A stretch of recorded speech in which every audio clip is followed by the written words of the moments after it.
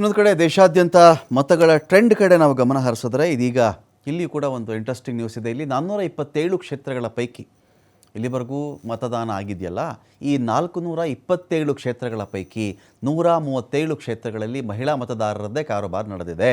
ದೊಡ್ಡ ಮಟ್ಟದಲ್ಲಿ ಮಹಿಳಾ ಮತದಾರರು ಬಂದು ವೋಟನ್ನು ಹಾಕಿದ್ದಾರೆ. 427 ಕ್ಷೇತ್ರಗಳ ಪೈಕಿ 137 ಕ್ಷೇತ್ರಗಳಲ್ಲಿ ಮಹಿಳಾ ಮತದಾರರ ಕಾರೋಬಾರು ಜೋರಾಗಿತ್ತು. 137 ಕ್ಷೇತ್ರಗಳಲ್ಲಿ ಪುರುಷರಿಗಿಂತ ಮಹಿಳೆಯರೇ ಜಾಸ್ತಿ ವೋಟ್ ಹಾಕಿದ್ದಾರೆ. ಚುನಾವಣಾ ಆಯೋಗ ಬಿಡುಗಡೆ ಮಾಡಿರುವ ಅಂಕಿ ಅಂಶದಲ್ಲಿ ಇದು ಬಹಿರಂಗ ಆಗ್ತಾ ಇದೆ. ಇದು ಮತದಾನ ನಡೆದ ಒಟ್ಟು ಕ್ಷೇತ್ರಗಳ 32% ಆಗುತ್ತೆ. ಮತದಾನದ ಕ್ಷೇತ್ರಗಳನ್ನು ಕನ್ಸಿಡರ್ ಮಾಡಿದಾಗ ನಾವು 32% ಕ್ಷೇತ್ರಗಳಲ್ಲಿ ಮಹಿಳೆಯರೇ ಕಾರೋಬಾರ್ ನಡೆಸಿದ್ದಾರೆ. ಅದರ ಜಾಸ್ತಿ ಬಂದು ಖುಷಿಯಿಂದ ವೋಟ್ ಹಾಕಿದ್ದಾರೆ. ಇದಾಗಬೇಕು. ಬರೀ ಮಹಿಳೆಯರು ಅಂತಲ್ಲ, ಎಲ್ಲರೂ ವೋಟ್ ಮಾಡಬೇಕು. ಅದರಲ್ಲಿ ಪುರುಷರಿಗಿಂತ ಮಹಿಳೆಯರೇ ಬಂದು ಜಾಸ್ತಿ ವೋಟ್ ಮಾಡಿದ್ದಾರೆ. ಈ ಪ್ರಜಾಪ್ರಭುತ್ವದ ಹಬ್ಬದಲ್ಲಿ ಭಾಗಿಯಾಗಿದ್ದಾರೆ.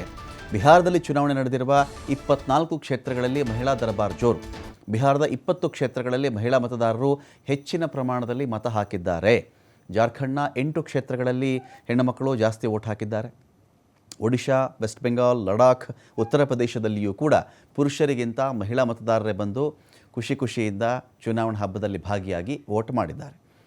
ಇನ್ನು ಪುರುಷರು ಮತ್ತು ಮಹಿಳೆಯರು ಅಂತ ನೀವು ಚೆಕ್ ಮಾಡಿಕೊಂಡಾಗ ನೋಡಿ, ಇಲ್ಲಿ ಹಂತ 1 ಇಲ್ಲೇನಾಗಿದೆ, 66.22% ಅಷ್ಟು ಹಂತ 1ರಲ್ಲಿ ವೋಟಿಂಗನ್ನು ಇವರು ಮಾಡಿದ್ದಾರೆ. 2024ರಲ್ಲಿ ಹಂತ 1ರಲ್ಲಿ 66.02% ಮಹಿಳೆಯರು ಮಾಡಿದ್ದಾರೆ. ಅಲ್ಲಿಗೆ ಪುರುಷರಿಗಿಂತ ಫೇಸ್ 1ನಲ್ಲಿ ಇವ್ರ ಪ್ರಮಾಣ ಸ್ವಲ್ಪ ಕಡಿಮೆ.